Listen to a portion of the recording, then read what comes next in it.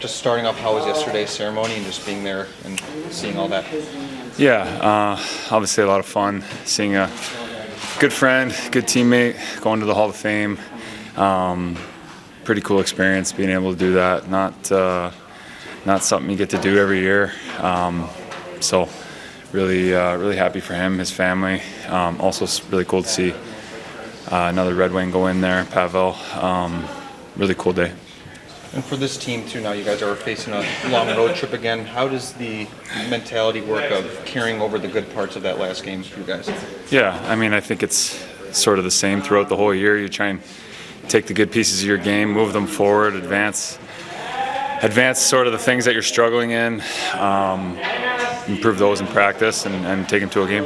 When you look at a game like Saturday's against the Rangers, just so many chances generated, you guys were unable to make it happen. What are your biggest takeaways now that you've had a couple days to sit on a game like that? I still think, I mean, obviously the chances are great. There's still things we can improve on offensively, even though we had so many chances. Obviously we didn't put the puck in the net, so just bearing down on our chances. Those goals at different times of a game can change the momentum of a game. That could be a totally different game if we finish on one of those. So something we need to be aware of, bear down. Defensively as a group, do you like the way you guys are playing as of late? Offensively? Defensively. It's been better, I'd say. Less breakdowns. There's still some things we do, some habits that we have that I think we could improve on, and we talk about those, and so yeah, just being more aware of those. Yeah. You mentioned on Saturday the importance of aggressiveness for the penalty kill. Could you expand on where that sort of shows up? Yeah, on entry, off face-offs, don't let them get to their structure. Don't let them get to what they're trying to do. A team like the Rangers, such a dangerous power play. You give them time and space, they'll find a way to get to the back of the net. So being aggressive at the right times is important. What's happening with the penalty kill that you're seeing? It felt like it didn't start very good, then it looked like you guys were clicking, and now it seems like there's some struggles again. So what differences are you seeing from game to game? I think at the beginning we were a little hesitant. We kind of got scored on a couple times early, and then maybe lost confidence a little bit. You get hesitant, you get slow. So we had to battle through that. We kind of got it better to a better place, and then obviously another 2 games in a row I think we gave up 2. So you lose confidence a little bit, but it's important. That's just how it is in the NHL. You got to fight through those tough times, and when your game's not where you want it to be, you got to scrap through that, and that's what we're doing on the penalty kill. Thanks, buddy. Good news on Alex that he was out there. Yes, practice today. Obviously, him and Billy split half the net, so that was a good sign. We'll see how he reacted. I still expect Billy to back up tomorrow for Cam, and then we'll make a decision after that. Do you plan to bring both on the trip, though? Both on the trip on the front end of it. Yeah. We'll see. We'll reevaluate post Pittsburgh on Alex's health. In the long run, I mean, you don't really want to go with 3 probably? No, I don't think so. We have the roster room now, so potentially could. But again, Cam and even Alex were playing a pretty high, consistent level. So ideally, we'd probably like to get Alex back in. But again, it'll be contingent on how he reacts for the next couple days. How much, of an advantage has it been? Your goaltending has probably been your steadiest asset. Yeah. We talk about a season of some waves, some roller coasters, some ups and downs.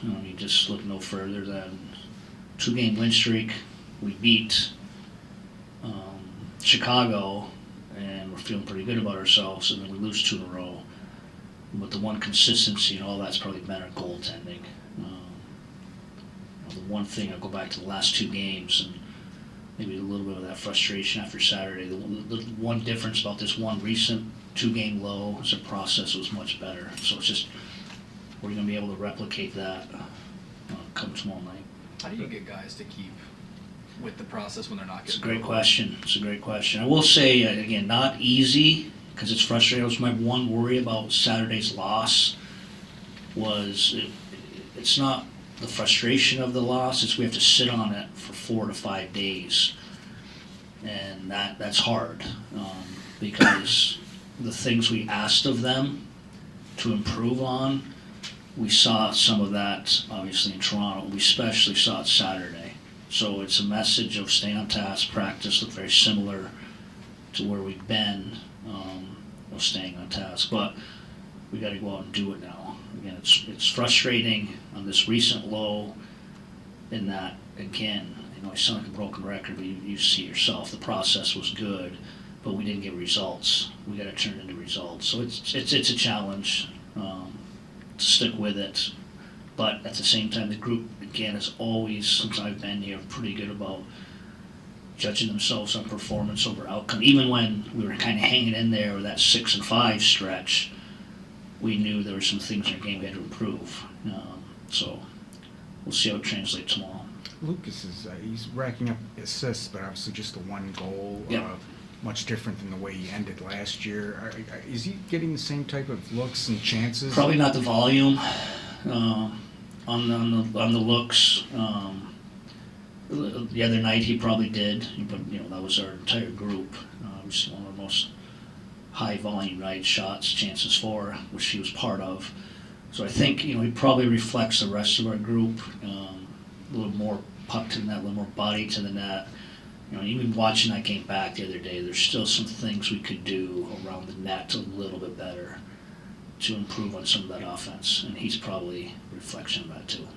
With 13 healthy forwards now, what goes into the choice as to who will be the odd man out? A lot. Some continuity in lines, special teams goes into it. You come off a game where all 4 lines had a pretty good game. So there'll be a lot that goes into it. But again, this is a good problem to have. 13 forwards we're comfortable in. Sider and Edvinson's underlying numbers, I think, together are some of the best in the league so far. Who's that? Sider and Edvinson. Yep. What's made them such an effective pair? Well, they're getting stops, and they're moving the puck clean out of their zone. So you combine both of those things. It's less time, less volume, less chances against. I think that's what that zone time suppression ends up going the other way. But they've been good, and tough assignments good. And I really think there's some real consistency in Mo's game, and we're getting better consistency in Simon's. Like, the frustrating thing is, as frustrating as the game was the other night, we're absolutely dominating, and Simon amongst some more forwards, it's a lapse, and it ends up in the back of our net. So I think a little bit more of that consistency on a whole, but they've been very good. That kind of speaks to, it took a little bit of trust from you to put him into those tough matchups that you have. Like, what made you decide you wanted He's to? earned it. We're comfortable with it, confident with it. Again, we've seen nothing but gradual progression from him. The righty-lefty, again, sometimes with pairs, you give a little time for his little chemistry, and there is a little chemistry there on exits, puck support. I think that's one of the reasons of many why they're spending less time in the zone. And when did it take off with Edvinson, Derek? Was it like start of last season, or when he got to here? No, I probably give a lot of credit to our group down in Grand Rapids, because what I've seen of him has been pretty consistent. Preseason last year, very good. The stint he had at the end of the year, very good. This year, yes, some typical ups and downs from a young D-man, but I think he probably got some of that consistency and some detail in his game from his extra time in Grand Rapids, which is, I think we're getting a little more of the finished product right now. Last time you guys played the Penguins this opening night, a lot has changed in the season since then. How much can you pull from that one to prepare for tomorrow? Yeah, I think it's more about us. Obviously, it's a really tough team. We've experienced Pittsburgh over the last 2-3 years where some of those elite guys can beat you, and that's what happened in our home game. So I think obviously we're cognizant of some of their elite players, but again, I still think it's about us. When we're playing our game, it gives us the best chance. So it's a little bit more about us. When they have a game like last night, though, it's like, oh man, really? I mean, There's some of that. It's great. We experienced it in our first game. They came off a tough game against the Rangers, and they responded. A team with that core, how well coached they are, I'm expecting will get their best. So we'll have to up our game too. Thank you, Derek.